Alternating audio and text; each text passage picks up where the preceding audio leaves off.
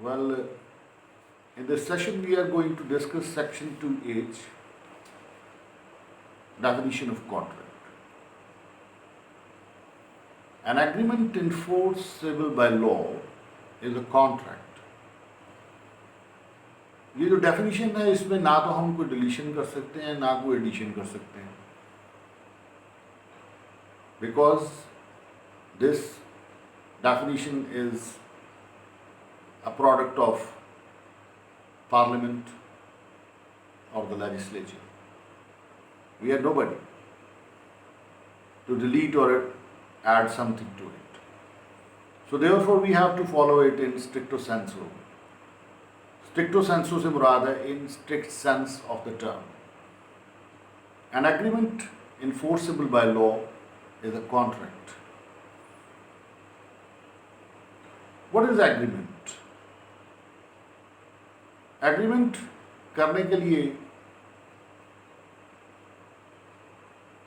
Plurality of persons का होना ज़रूरी है और पार्टीज का कंसेंसस एड आइटम पर आना ज़रूरी है. What is plurality of persons? सीधी सी बात है, मैं अपनी ज़ात के साथ कॉन्ट्रैक्ट नहीं कर सकता. मैं अपने साथ कॉन्ट्रैक्ट कर लूँ कि रेहान आप ये करेंगे और इसके बदले में ये आपको मिलेगा. यहाँ पर कोई मार्जिन नहीं है कि कॉन्ट्रैक्ट हो. सो देयरफॉर जो पहली इंपॉर्टेंट चीज़ है कॉन्ट्रैक्ट करने के लिए, वो ज़रूरी है कि प्लूरलिटी ऑफ पर्सन्स हो, दो शख्स हों जिनके दरमियान ये कॉन्ट्रैक्ट हो.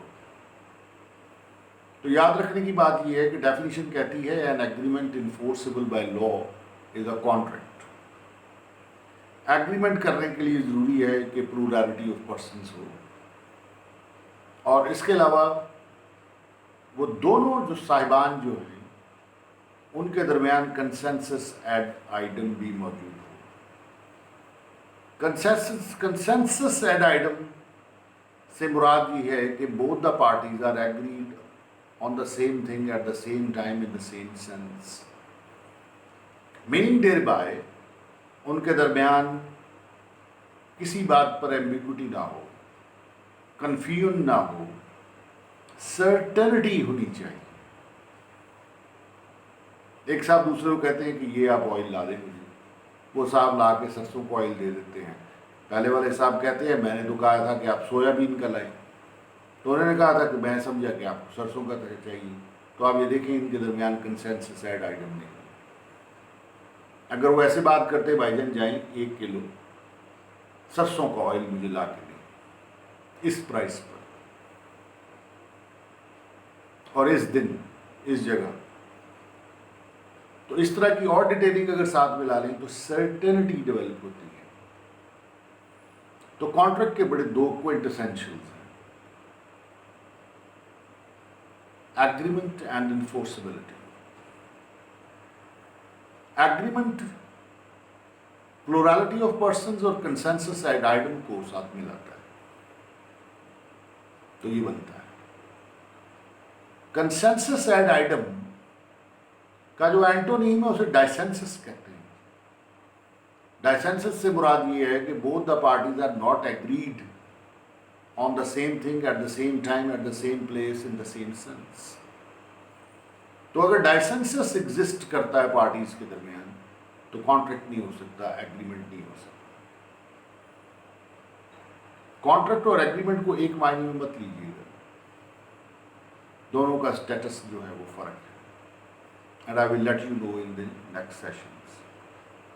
अभी बात हो रही है कॉन्ट्रैक्ट की डेफिनेशन की. An agreement enforceable by law is a contract. तो कंसेंसस एड आइटम चाहिए एग्रीमेंट करने के लिए और प्लूरलिटी ऑफ पर्सन्स चाहिए. What is enforceability? इन्फोर्सेबिलिटी क्या चीज होती है? दो लोग हैं और उन्होंने आपस में कॉन्ट्रैक्ट किया है, या ऐसे देख ले, दो लोग हैं उन्होंने आपस में एग्रीमेंट किया है और अगर वो जो एग्रीमेंट है उसमें डिस्प्यूट खड़ा हो जाए तो अगर उस पर कोर्ट ऑफ लॉ उस डिस्प्यूट को रिकग्नाइज करके एडजुडिकेट अपॉन करती है तो उस एग्रीमेंट को इन्फोर्सिबिलिटी मिलती है। अगर एक ऐसा एग्रीमेंट है कि जिस पर अगर डिस्प्यूट हो जाए तो कोर्ट एंटरटेन नहीं करे उसको, तो उसमें इन्फोर्सिबिलिटी नहीं है।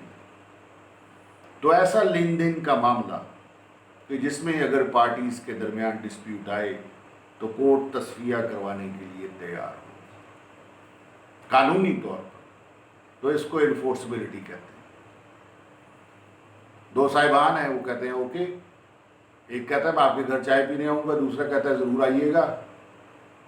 तो पहले वाले साहब चाय पीने नहीं जाते, दूसरे वाला क्या मामला अदालत में ले जा सकता है? ये दोनों के दरमियान एग्रीमेंट तो है कि हाँ मैं आपके घर चाय पीने आऊँगा, लेकिन ऐसा मामला क्या अदालत एंटरटेन करेगी? अदालत ऐसे मामला को एंटरटेन नहीं करती, यानी इन्फोर्सिबिलिटी नहीं देती। तो इसका मतलब हुआ इन्फोर्सिबिलिटी ये है कि अगर एग्रीमेंट हुआ है और डिस्प्यूट खड़ा हुआ है तो अदालत उसमें इंटरवीन करके फैसला करने को तैयार है कानूनी तौर पर, तो इसे इन्फोर्सिबिलिटी कहते हैं। तो कॉन्ट्रैक्ट क्या हुआ? एक एग्रीमेंट जो इन्फोर्सिबल बाय लॉ है। तो एग्रीमेंट तो कई तरह के होते हैं,